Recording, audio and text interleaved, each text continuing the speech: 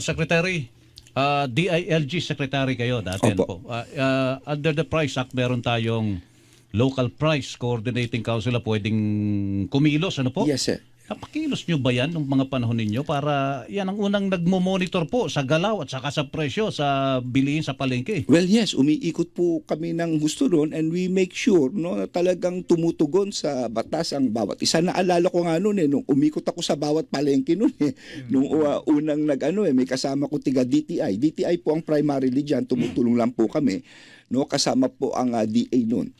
So malaking bagay din. At ito pa pala, bago ko lang makalimutan.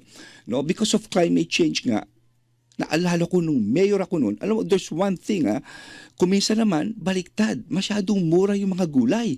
Halos tinatapon nila. Hindi ba? Nangyari yan I think isa, Nueva Ecija, yung mga kalabasa, merong ready market.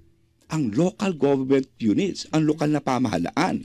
Ginawa namin sa Mandaluyong, pinakyaw namin ito para makatulong sa mga probinsya naman, mga magsasaka, at binahagi namin sa mga sa urban naman. Imagine, if all local governments could do this, idirekta mo, ang laking bagay po nito. Ang laking bagay talaga nito. At marami naman nangangailangan sa amin sa Mandaluyong ng mga gulay. So this could be a big project by itself. Ano binibenta nyo, Secretary? Kinukuha nyo sa mga magsasaka yung mga gulas, binibenta nyo ng mura sa ating mga kababayan sa Mandaluyong.